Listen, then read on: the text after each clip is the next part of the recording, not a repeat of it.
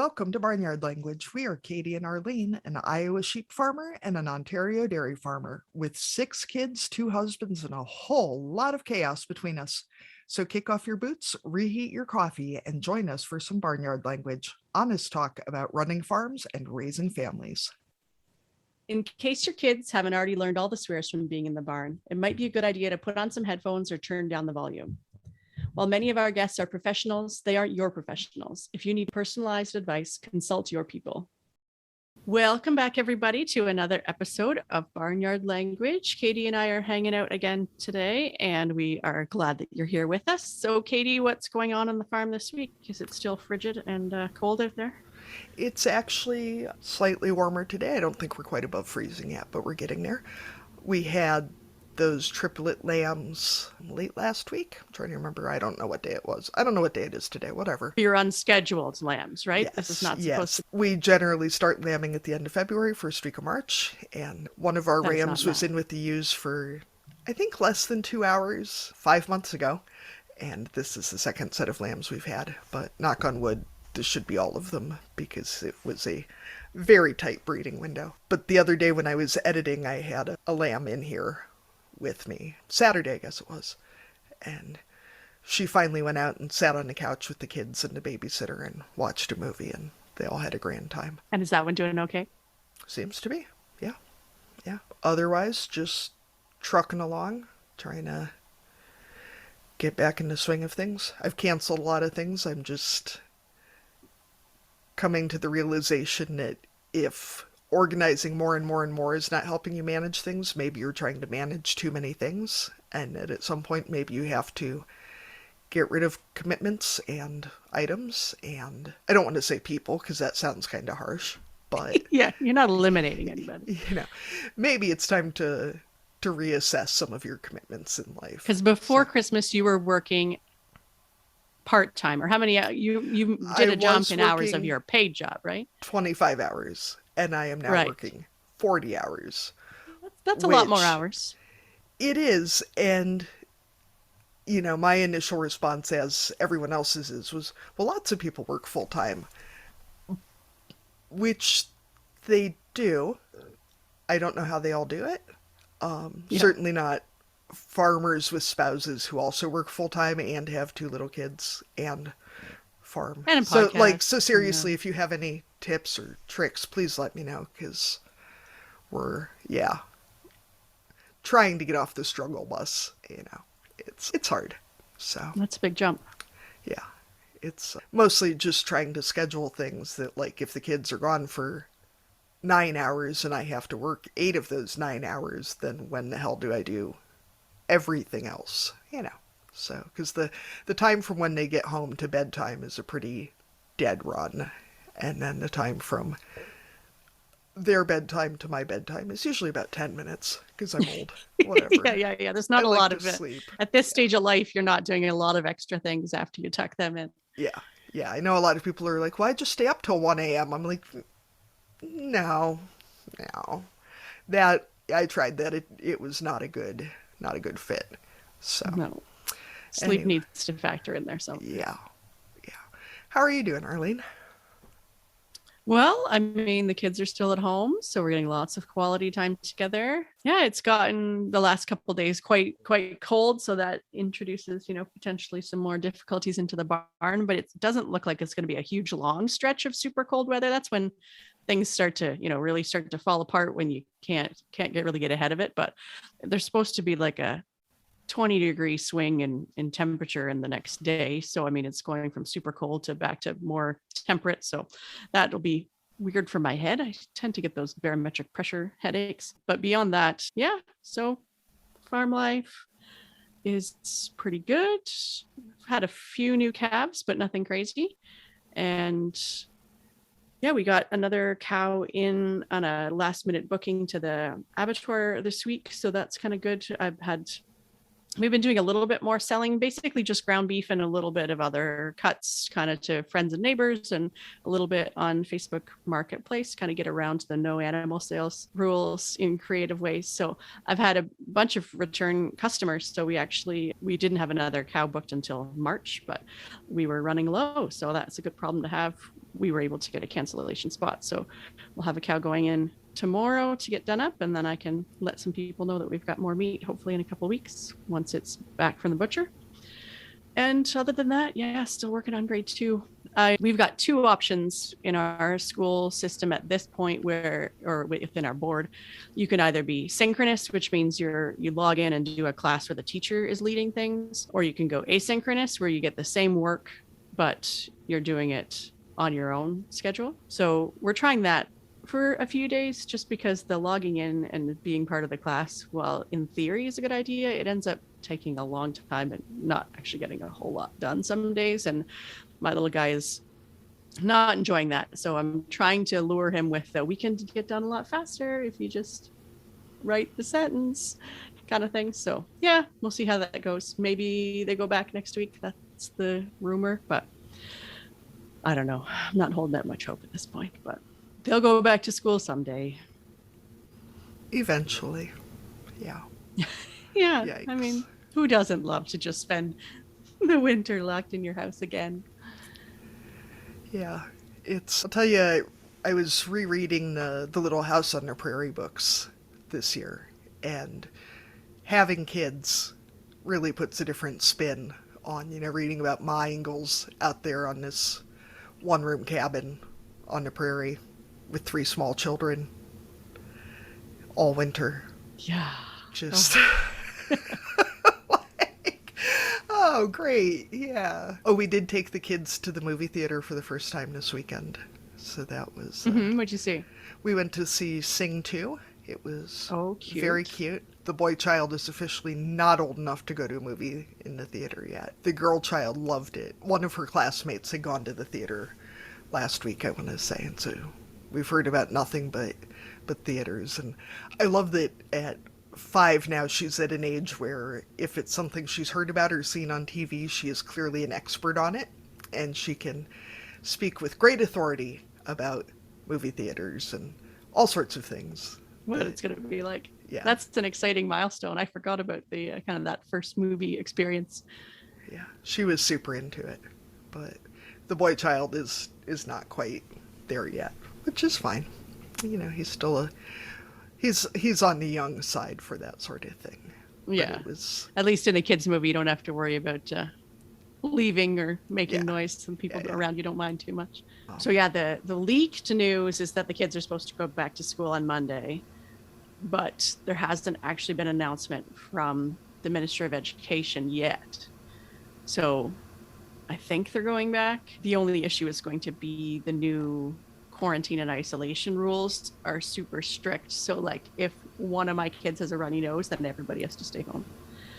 And so who knows how much they'll actually go to school. I mean, they are older at least, so maybe we'll have less of that kind of stuff. And I did get the younger 2 in early for their second vaccines, because our federal guidelines are 8 weeks, but with parental approval you can get it quicker. So I was like, well, let's just get it, because once they're double vac, then those isolation requirements shorten up a bit, like it's 5 days instead of 10 days. Oh, right. So that would make a big difference too. So yeah, I did have to laugh. So Charlotte went and got her first vaccine Friday night, Thursday night, last week, whatever. And I had not considered that the pharmacy where we went to get it has a toy store.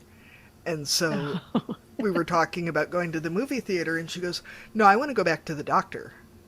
And I was like, and then I realized that she meant back to the pharmacy so she could go back to the toy store. Right, because there were toys. But it was very sweet. She picked out a toy for Henry before she found one for herself. Oh, that's which I thought cute. was very kind. They're very hard into the I love you more than life itself. Also, I'm going to murder you phase, which is... yeah. It's like puppies. It's ridiculous. Either or. Oh, I guess it's my turn to start the intro too, isn't it? All right, so welcome back to Barnyard Language, everybody. Today we're talking to Ren Almitra, who runs the Harvesting Our Potential program for the Women's Food and Ag Network. The Women's Food and Ag Network is actually how I got started with this podcast. It's been an incredibly helpful program for me. I've participated both having a mentor and mentoring other producers. and they've reached out more towards working with existing producers as well. So, Ren, our first question for each of our guests is, what are you growing? So, what are you growing can be anything from houseplants to crops to pets to family to businesses or careers. Yeah, I'm actually leaving WFAN at the end of this month after being with the organization for 6 years. And so I feel in some ways like I'm growing the next new kind of journey or part of my journey, I guess, the next new adventure. And I'm not quite sure what it's going to look like. So, but yeah, a lot of personal growth in this next step. And have you been in the same position the whole time that you were with the Women's Food and Ag Network, or did you go through different roles? In some ways, I just keep adding things. So I started out part-time running one of our programs that actually we no longer coordinate, but then I kept adding programs and other hats. And so I've gone from program coordinator to program director and grants director. So it's changed in some ways, and in other ways it looks the same. Yeah.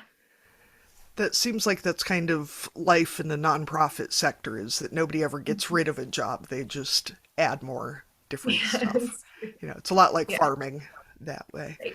So Ren, maybe I'll just circle back to my intro here. I just really wanted to tell you how much I appreciate the number of years we've worked together and your dedication for your work and the dedication of everybody at WFAN. Building our direct-to-customer meat business, which was the first thing I worked with the mentor on, and then having the support of WFAN to approach Carrie Mess about helping mentor me to start this podcast, and really having that support and sounding board. Especially as an established producer, it's pretty rare to find any mentoring support for folks who are already in the business and not just in the planning stage or in the very beginning stages. Yeah, I was actually just reading over, I don't know if you remember, I did an interview with you and your mentee, Katie, in 2019. Yes. And I was just rereading before we got on that kind of interview and profile. To clarify, it was 2015 when you started, when you were first a mentee.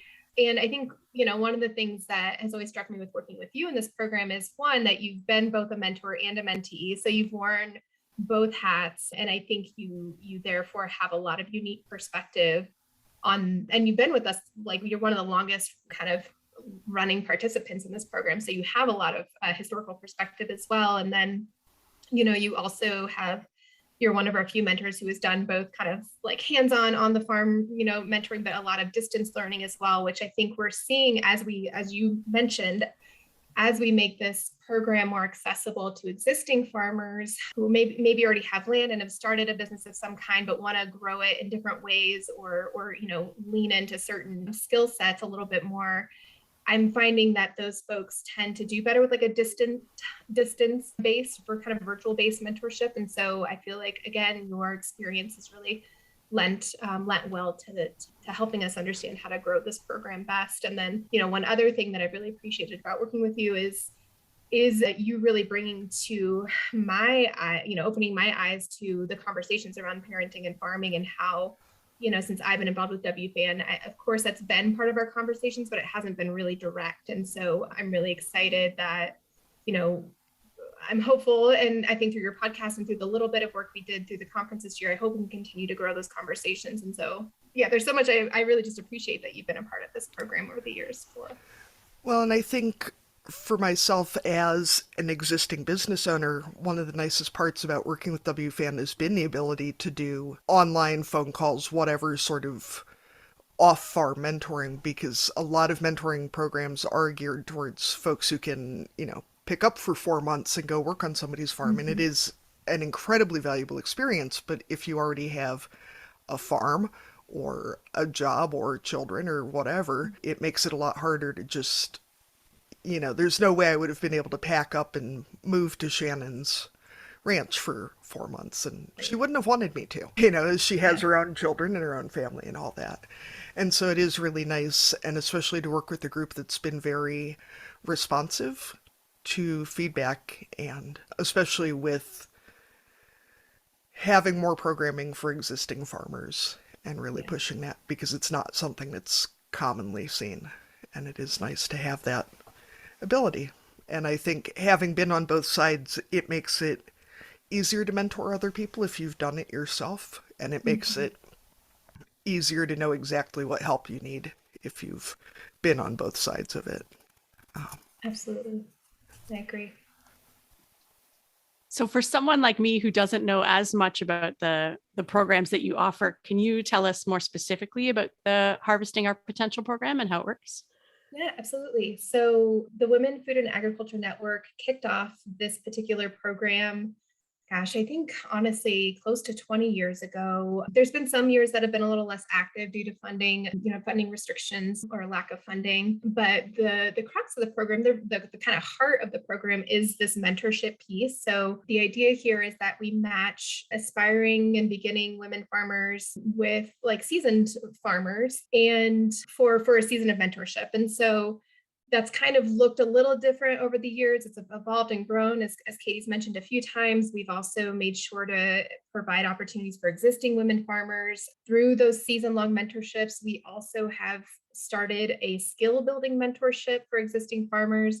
This is, instead of a season-long experience, this is up to 5 days of concentrated learning with another seasoned farmer to hone in on a skill set, such as, for example, learning how to drive a tractor, learning how to shear sheep. Maybe there's just something around horticulture or marketing that you really just need, like just a very focused amount of time with somebody on. You can spend anywhere from 1 to 5 days with that person and you get paid a stipend. So just a side note, that's one of our newer program offerings. But really the historical context for this program has been the season-long on-farm mentorships. They, by design, it's a very more kind of, I would say, informal and flexible program than maybe some other apprenticeship or internship programs throughout the country. We, as Katie kind of alluded to, really want to make sure this works for folks who do have jobs, who do have children, who might be in school. And so we really rely on the mentee coming in and setting their goals and objectives with their mentor, and they base the amount of time they work together, both in terms of,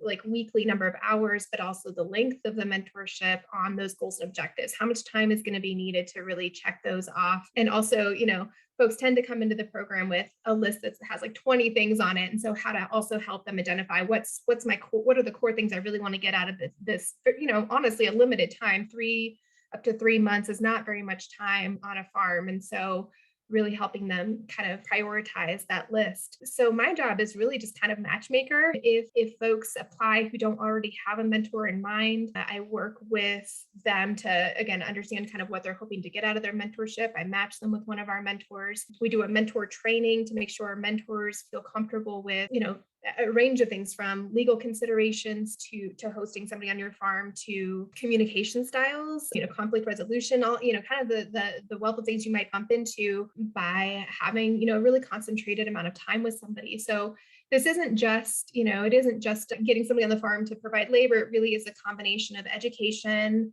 building networks, and also getting some work as well. Both and like the mentor is getting some additional help, and the mentee is getting, some hands-on, getting their hands dirty. And some people who come to the program have never worked on a farm before, have never gotten their hands dirty. And so it's really, for a lot of folks, a first-time exposure. And then, like I said, we have folks who've already kind of started a farm business. So it's a range of experiences that are coming in. And I think it's another thing that makes this program unique to some other programs in the country. We do provide stipends. Granted, they're not very much, but they're our way of, providing at least some compensation to cover some expenses. It is a lot of work for the mentors to host somebody on their farms, of course. And so we want to make sure that we acknowledge that and that we're able to give them, some compensation. We do mid-season and end-of-season evaluations, and we host networking events as well through this program. So that might be mentee like meetups and retreats and work days on other farms, to events called learning circles, which are more open to the public and to learn more about farming. Those tend to be one-day events that happen in a certain county, and we tour other farms and bring in resource professionals who have resources for beginning farmers to get them introduced to those groups. So yeah, it's a really cool program. I've been so proud of it and proud to be a part of it. And I learned so much from the mentors and mentees. As Katie said, like we really learn from them what's best and how to make this program best. It's very, I would say, as collaborative as possible in terms of really figuring out how to make this a good program for both parties. I think one of the things that's been most valuable to me, especially with having off-farm mentorships, is how flexible the program has been. I certainly wouldn't say it's just been a free-for-all or anything, but WFAN has shown a lot more flexibility in what ideas they're willing to work on, certainly more than a lot of other programs are, which has been very nice for, I don't know, crazy ideas like coming in and saying, I want to learn more about marketing and outreach, which is how this podcast started, and then saying, I want to work with somebody really well known, and then I want to start a podcast, and everybody's just been super supportive and helpful and interested and engaged, which has been really nice to not feel like it's one specific way that you can have a mentorship, which has been really nice. And I know I certainly at least got the impression the first year that I worked with Shannon that it wasn't super common to have off-farm mentorships. And I did, she's been to our farm, I've been to her farm, but I think especially with COVID, it's been really nice to have some of that framework for folks to be able to work a little more distanced. I mean, there's definitely things you can't learn over the internet, but, even with the two women I've had the pleasure of mentoring since then, we've been able to do a lot of it remotely and then have, 1 or 2 days that we came to the farm and did stuff. So that's been really nice to have that flexibility as well.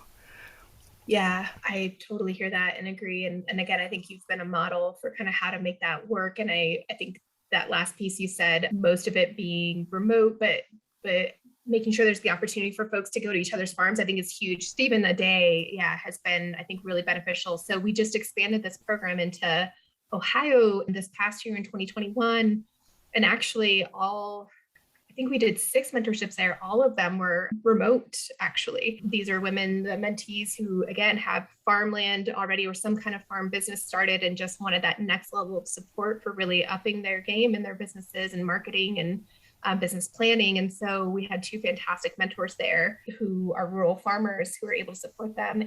But I really try to encourage as much as possible. Like if you can get in one visit, one farm visit, we'll pay for the mileage. You can just get there. And I think especially for the mentor to see, the questions that the mentee has about their farm, but actually go and see them and then help. We had a few instances where somebody was able to really kind of redirect in a way that was needed based on just that farm visit alone. So yeah, I think the flexibility is huge. Mentorships have been happening between women for eons. And so this isn't like a new thing by any means, but it is a way we feel like to just kind of formalize and help make those connections. And as we are the Women Food and Ag Network, really help build this network between folks. And so I guess, Katie, I have a question for you. Have you kept in touch with Shannon much? 2 days ago, I think. Okay, cool. We talk about dogs a lot, which is, Arlene knows it's a pretty common subject for me. Yeah, one of the things I've found most valuable is just the networking and connections of having that mentor. And because Shannon, especially, and we're talking about Shannon Ebersole of Ebersole Cattle Company in Kellerton, Iowa. They raise full-blood Maine Anjous. We actually bought our first herd bull from Shannon and her family and had a great experience, and she's really helped us pivot where we were going with our farm. But just having the connection to folks who might do things differently than we do. They focus on a lot of show cattle and, that level of genetics in that, which isn't something we do, but it's been really interesting to see where they're headed with it. And it's really cool as an established producer to get that sort of behind the scenes glimpse at somebody else's operation and see that nobody sets out with one concrete path and then does one thing for the next 40 years. I don't, for a lot of small farmers and especially beginning farmers, that is not the way it goes, and it's good to see other people facing those difficulties, because it can be really easy to think that everybody else knows what's going on and has their shit together. So it's helpful to see other people having to figure out what they're doing too, right.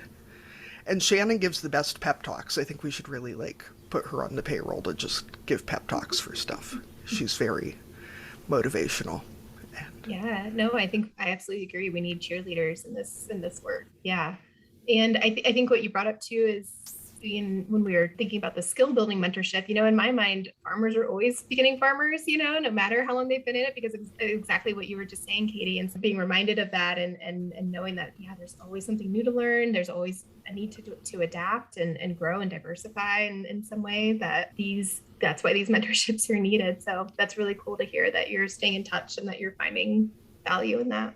So, Ren, will the program for established producers continue or expand, do you think? As we're, I'm sure you can answer for the new person who's coming in and just, if you set the precedent now, they won't be able to go back on it. Yeah, no, I'm very confident about the person coming in, being excited about what we're doing and growing and expanding it. Yeah, I mean, again, this program, our season-long mentorship, our kind of our regular track of mentorship is and has been, as Katie's experienced, open to experienced farmers as well as aspiring and beginning. There was a while where it was really kind of catered to the aspiring farmer, but I think, just with busyness, that's again how the skill building mentorship came into play, and it is meeting that flexibility and that need for just very concentrated focus. So the short answer is yes, absolutely. That will still be part of our programming, and then the new skill building part of our programming. I'm really excited to keep growing and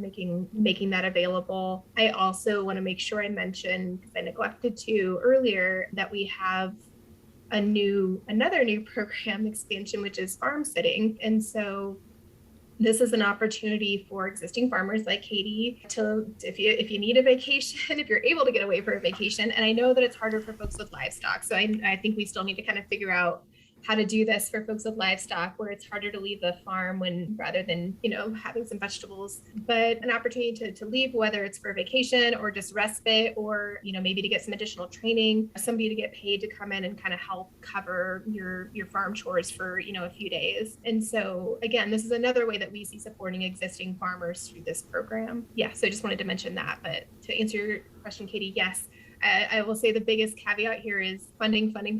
So, we are a nonprofit, and there have been times, honestly, unfortunately, where it's been harder to fund this program. I think because one of the reasons is because funders sometimes want to see a farmer produced, and I hate to talk about it that way, but that's kind of how it is sometimes. It's like they want to see this deliverable of okay, we're going to see this X number of farmers ready to farm within the next year after going through a program like this. And we just know it takes so much longer to become a farmer. And so sometimes it can be hard to convince our funders that this program is needed. It's going to take a long time, and there's a number of reasons this program is needed. And honestly, one of the other, cases we make is for those women who have never gotten their hands dirty and come through this program and leave realizing, I was really thinking about farming. I was getting ready to start a farm, and now I don't think this is the best path for me, but I'm a food advocate now. I'm an ag advocate. I understand more why this field is so difficult and what it takes and the joys of it as well, but it may not be the best route for me. We see that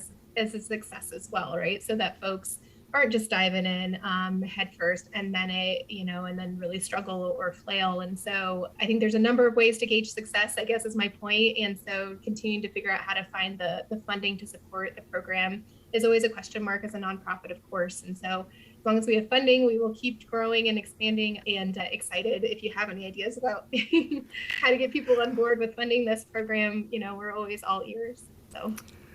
Yeah, I think it's incredibly valuable, but I can see how it might be hard to explain to funders that, having 3 people decide they really don't want to farm is really a good thing. Yeah. But if they can decide that before they're, $50,000 in debt and right. burned out and, divorced or whatever, that's a much better time to realize that than after all hell is broken loose. And yeah. I feel like I do need to clarify that, because I'm difficult, whatever. I did actually work with Carrie through the 5-day intensive mentorship, but we managed to spread that 5 days out over, 6 months or something? And just sort of, because I didn't need a weekly check-in, so we just sort of made up what worked for us. But just so nobody's confused about how that happened. Yeah, no, thanks for that reminder. I had even forgotten that. And I think that that again is a cool part of that offering is, yeah, that 5 days can be spread over absolutely as needed. So yeah. Yeah. And I think even as a parent with a farm and, an off farm job, even I could probably make 5 days away happen, to do an intensive at somebody else's farm where, 4 months is less feasible. And I don't, as an established farmer, I don't know that I have any growth I really want to do that would justify 4 months full time at somebody else's farm right now. Sure. I think I would be hard pressed to come up with something that would take that much time, where as a beginner, it's definitely incredibly valuable. Mm-hmm. So just for people who are interested in the program or are intrigued by this, what area does WFAN and the mentorship program actually cover? Like who, if depending on where you live, you probably can't apply for the program. So who can actually apply, and what populations are served by the programs that you offer? Yeah, thanks for asking. So currently, again, kind of due to funding restrictions, funding offerings, I'll say, I feel like restrictions kind of a negative word, but kind of where we're at with our funding and who's funding us. Our program is the strongest in Iowa, and that's where, it was founded, and that's where it's continued to kind of thrive. We have a really amazing mentor base here. So folks from out of state, if they want to apply to farms in Iowa, they are certainly welcome to. We have currently, I believe, only one farm out of our, I think we just got a new mentor applying. I think we have 6 mentor farms in Iowa. I think only one of those can host people on their farm in terms of living quarters, have living quarters to host. So it does make it tricky, unfortunately, for folks to come in from out of state or even from another part of the state to a certain farm. And so someday I'd love to figure out how we can have WFAN tiny houses that we can move around to farms, but that's, way in the future. So again, folks are certainly welcome to apply from out of state. We do have one mentor in Ohio this year as well. That's a really, really fantastic mentor. Again, can't house people, but is available. We have a little bit of flexible funding if there are folks kind of in the Midwest. One of our funders kind of covers the Midwest region. So if there are folks in other Midwestern states that are interested, just contact us. Honestly, I think we can work something out. For example, Katie's mentor was based in Wisconsin. Katie's based in Iowa. She was in Wisconsin. Again, because it was a remote, it worked really well. So there's some flexibility there. Basically, if you're aspiring to farm, if you're dreaming about farming someday, or you've already started, or you've been farming for 20 years and are ready to get some next level mentorship, we welcome your applications. Currently, all of our mentor farms, except for one new one this year, are rural based. And so we are looking to grow more into urban farming mentorships as well, as we know, of course, that's a really fast growing interest in food production, that style of farming. And so we have one mentor farmer in Iowa who's new, that's an urban farmer, and we're looking at opportunities in other kind of larger cities in the Midwest. Does that answer your question, Arlene? It does, yeah. I was also just curious about, I know you said it fluctuated depending on funding levels, but approximately how many mentees or mentors do you have each year or over time? Sure. It does fluctuate. This past year, 2021, I think was our highest level of participation since I've been coordinating the program for the past 4 years. We had, between Ohio and Iowa, I think we had close to 14 mentorships. Typically, it's between 6 and 10. That's pretty average of what it's been interesting, both what we can support and the number of applications we have been kind of on par. So it's been, I guess, nice that way. And so this year we're looking at close to 10 that we can support. We are waiting on some grant announcements to see if we can, grow a little bit more. I'll also just make a side note that we are always looking to expand this to other parts of the country. For example, I'm currently based in Colorado, and so we've kind of been exploring with different partners here in the state ways to bring this program to Colorado. So that might be a possibility in the near future. So I think even if you're not sure if you're a right fit or if it's something you want to do or if you're in the right location, just reach out. There's more flexibility than I'm able to kind of articulate right now just because of some of those funding questions, but happy to have a conversation. And if nothing else, if there are other ways we can connect you through our network or with other organizations that have similar types of apprenticeship, internship, or mentorship programs, happy to connect folks. I think, too, that's one of the really nice things about being able to do a remote mentorship is that both as a mentor and a mentee, I am less burdened by the cost aspect of it because I'm not going anywhere.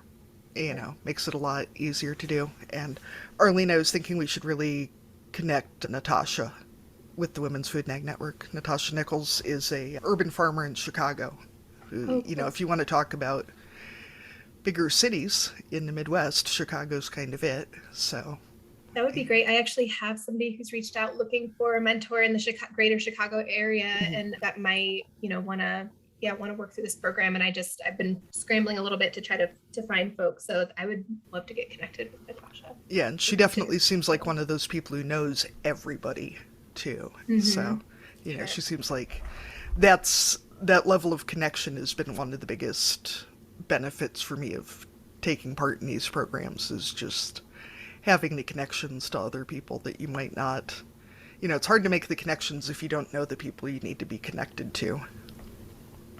Absolutely. So, Ren, what are the biggest benefits that you see of mentoring?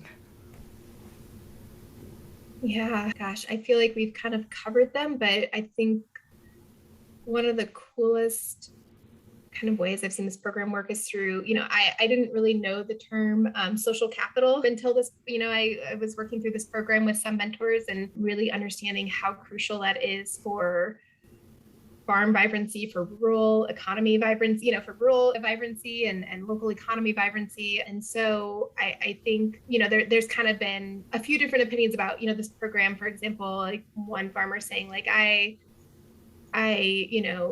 appreciate getting paid a stipend, and then past, the formal program ending, I'm still really excited to, support a mentee further, even though I'm not getting paid because it's building social capital. And another mentor saying, well, cool. And like, is there any way we can pay them for that continued mentorship, And so that's also a little bit of where that skill building mentorship came into is, again, these mentorships are happening sometimes regardless of if we're kind of in the middle of supporting them, but can we support them, make further connections, and provide a little bit of compensation? And so I think that social capital building is huge. I think the continued relationships, I just feel like the ripple effects really, in communities and in our farm economies. There's another story of a woman who had just bought land with her partner and had reached out. Somehow a friend had heard about this program through the radio or something. I don't even know how they heard about it. And so she reached out and we were able to connect her with a farmer, and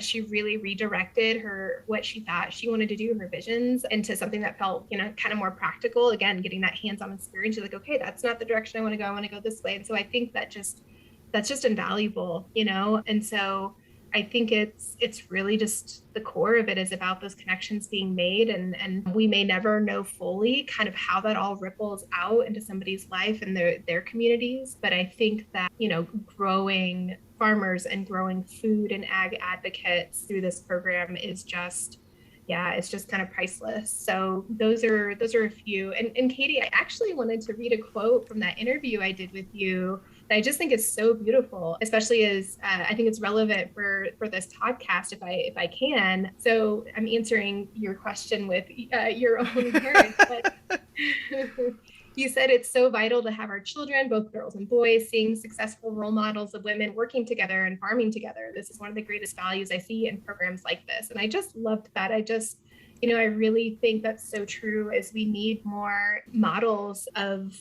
this type of work being done. And I know this isn't new, but I know it's harder as rural communities are struggling some, and people are depopulating. Like having these kind of models of neighbor care and connections is just so neat to see. So those are just a few. I know those are very kind of broad and lofty, but those are a few of the things that I've just loved being a part of this program, is kind of honestly just watching some of the magic happen of these connections being made.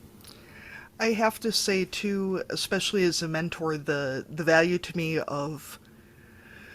for my self-confidence and self-assurance in how much my knowledge has grown in the years that I've been farming, because it's really hard to just sit down and say, well, what do I know about X, Y, and Z? But if somebody asks you a question and you can bust out, a long, relatively accurate answer, it really helps you understand how much you've learned and grown. Just having I've been listening to a lot of stuff about burnout and reading a lot about burnout and talking about the importance of community support and feeling like you have a network of people in the same position that, I mean, obviously we'd hope that everyone else was having a great year and we're the only ones that aren't, but it's nice in a strange way to see that other producers are struggling too, and that, having been at it for 20 years doesn't mean you're not going to have a bad year, because shit happens. Well, it's just how it is. Absolutely.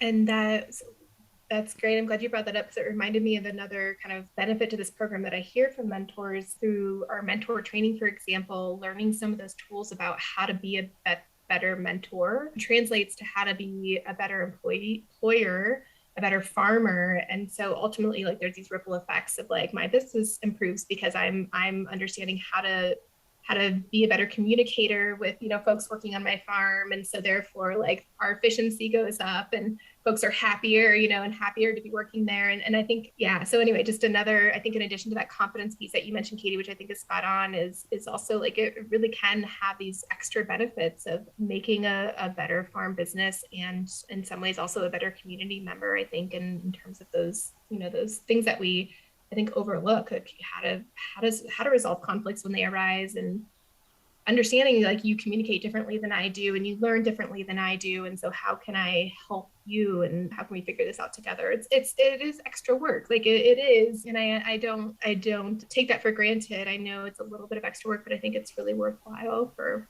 everybody. I know I will say that I learned a lot about communication styles as a mentor with this program, because a few years ago I had someone that I mentored who's a fantastic, fantastic woman and a great farmer. I don't know that I could have found someone with a more opposite communication style if I had tried. She sent color-coded sheets every week with questions, and I was just like, I'm sitting here surrounded with my 500 post-it notes with random scribblings on it. I'm like, what is this? But having a fairly low stakes way to learn about people who communicate so differently, and having ways to experience that and work through that don't impact, my paid job, things like that, was really nice for me as well, just to have that support and experience with learning how to deal with people who do communicate very differently. Sure. And whatever else that might look like with experience or background or, whatever that comes across as. So if people are looking to get involved either as a mentee or potentially as a new mentor, what information do you have to share for them? How can they apply? Are there deadlines to be aware of or any of that kind of stuff? Yeah, so the best way to access our application is for either being a mentor or a mentee, is through our website, which is www.wfan.org. And you would want to navigate to our Harvesting Our Potential page. It's really easy to do that under our programs section of our website. So yeah, it's wfan.org/harvesting our potential, all one word, excuse me. So about halfway down that page is our mentorship portion. You can see 2022 applications are open with the related. We also just launched a mentor profile page. So we'll get Katie up there soon, just sharing a little bit more about who our mentors are, what their farms are about, and some of the kind of unique skills that you might be able to learn from that mentor on that farm. So that'll be the best way.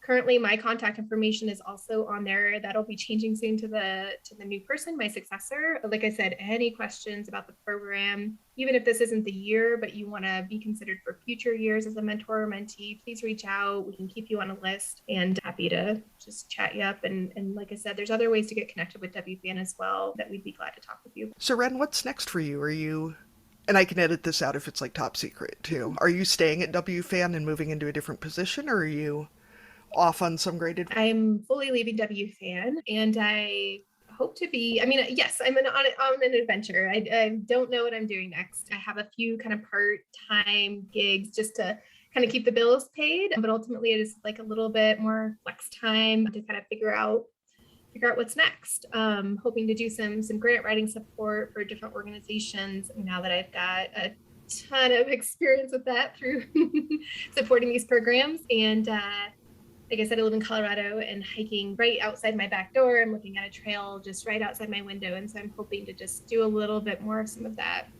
outdoor time. And I haven't grown food since I've been out here, but hoping to maybe get some. I don't really have a good spot exactly where I'm located, and this is a hard place to grow food, this region, but maybe doing some community garden plots this next summer and just taking some time, honestly. Yeah.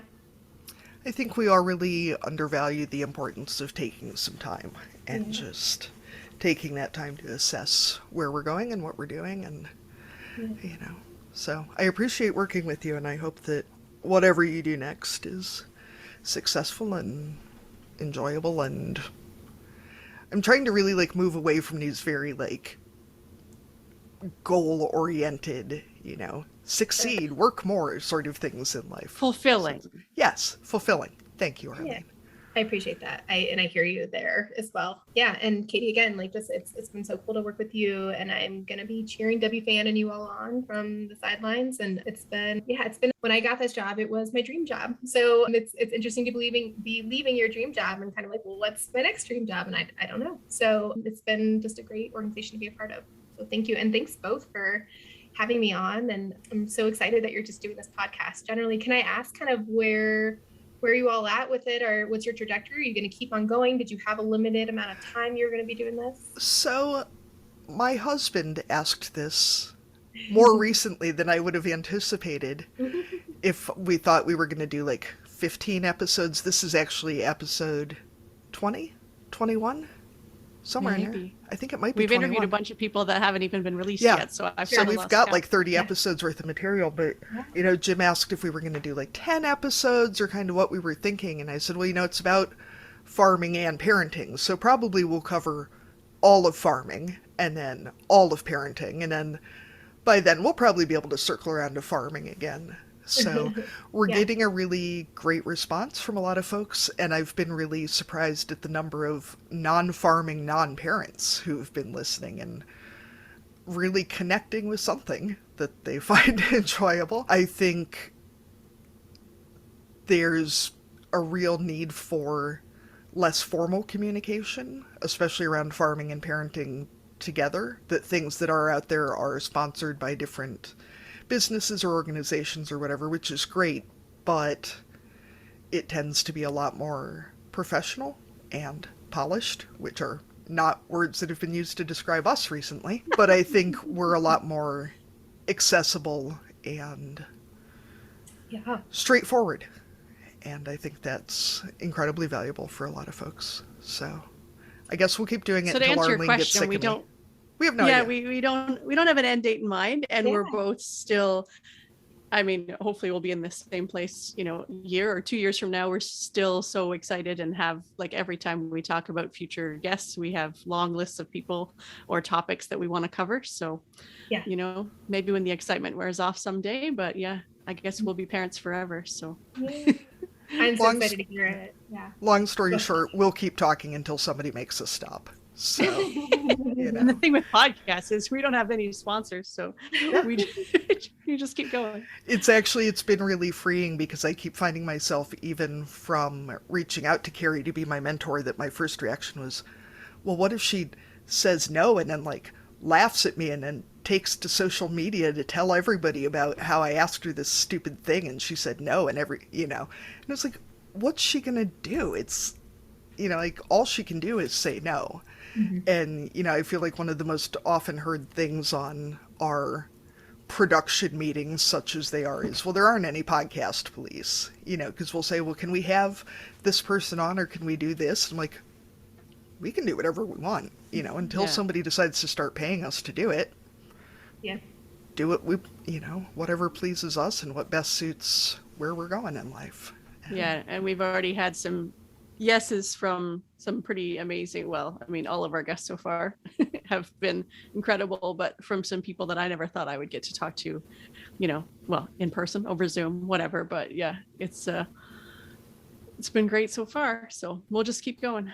Yeah, that's awesome. I'm so excited to hear about it. So I think I've mentioned to Katie a few times, and this is me just kind of, there's been parts of my job I've been slacking on a little bit, like doing some profiles on our mentorships. The point being, like, I'd love, and I will definitely pass this on to my successor, like to do like a reverse interview with you both for a profile about this work that you're doing, which I think is so needed. So just, I guess, stay tuned. I'm really gonna be making a plug for that.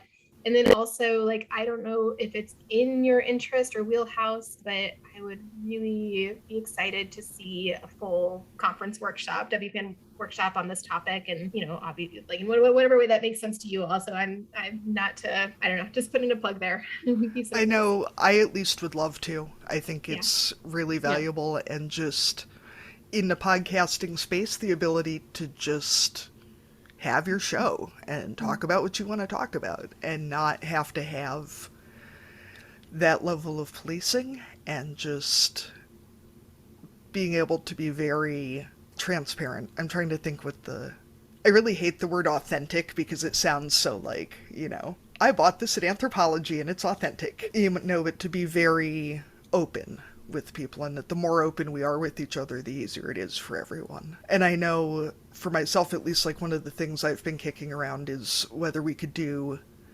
more informal, like, mentoring circles around things like being able to podcast, or doing more marketing or more community outreach, those sort of not things that have a lot to do with farming and community development, but less with ag specific skills, you know, and sort of how we can leverage that.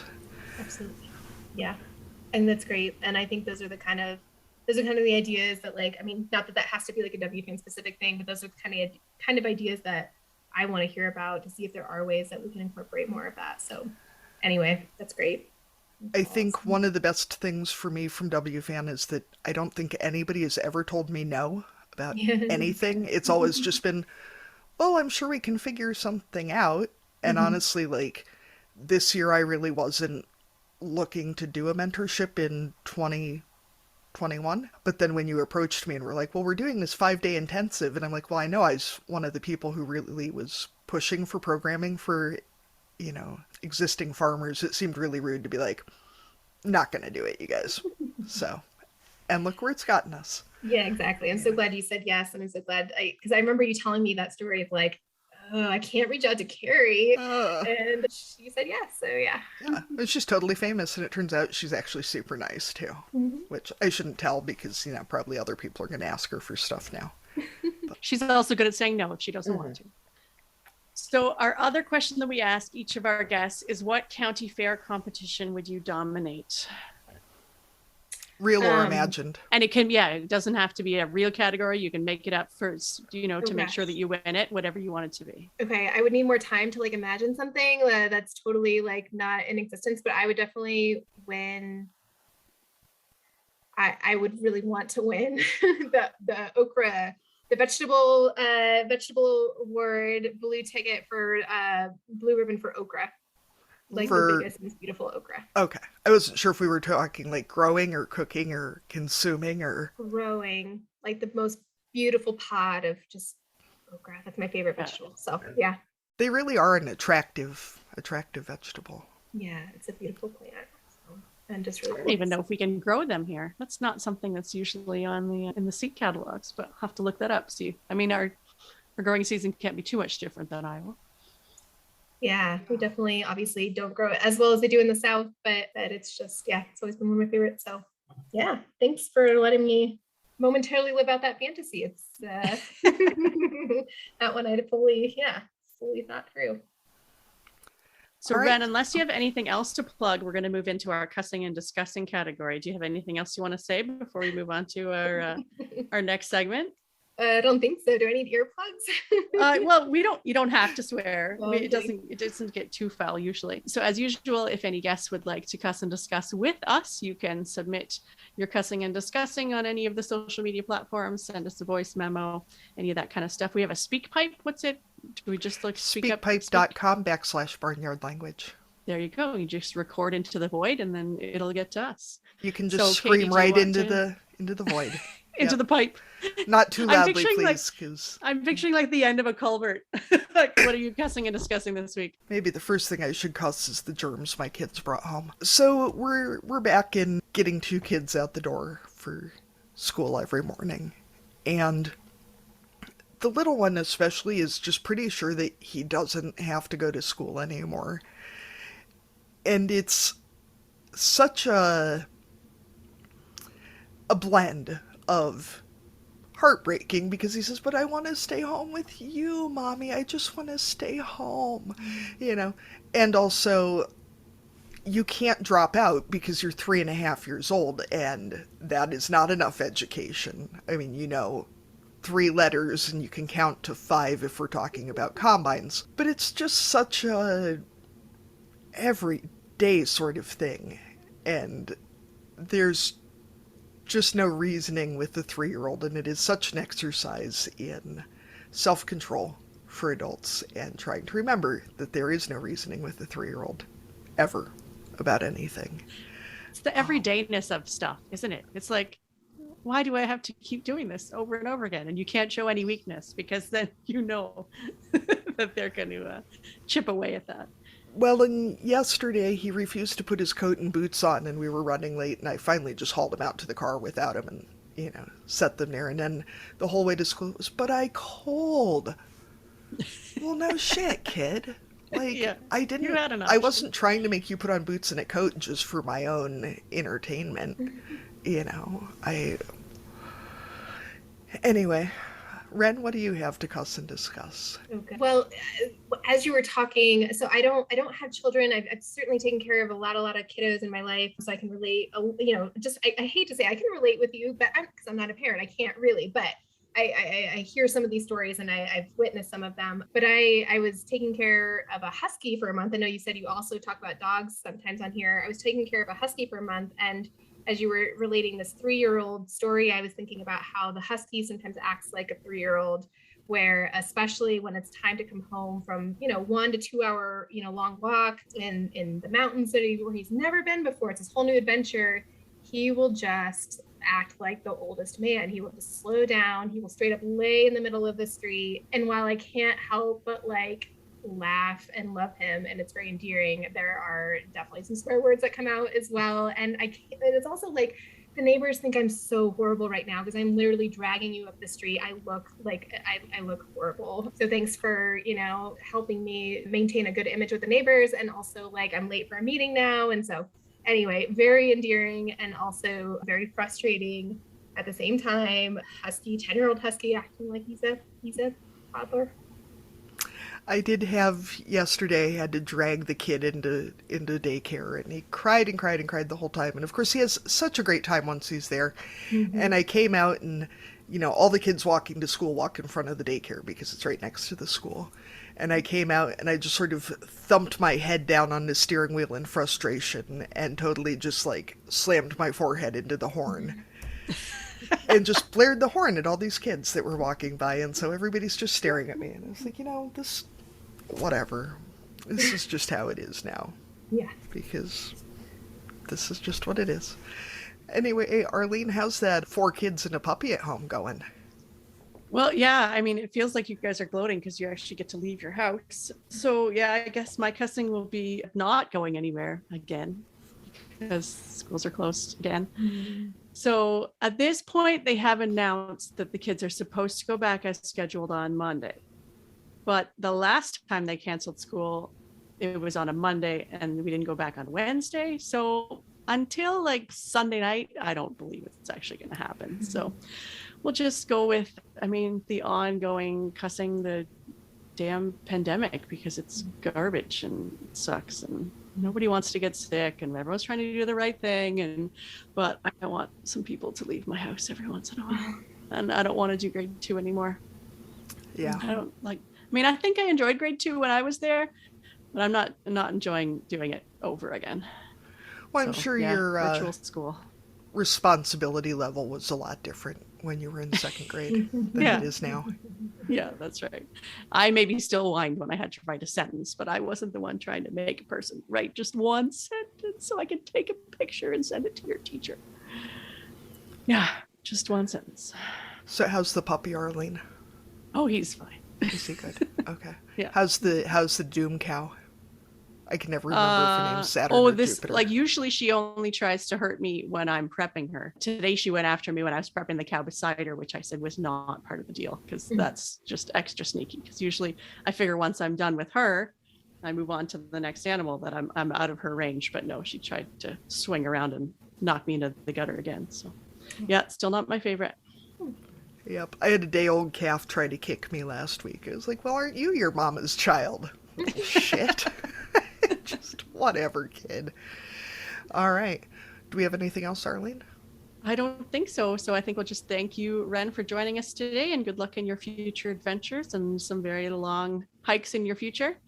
And thank you for sharing lots of information about the mentorship program and WFAN, and everyone can look that up.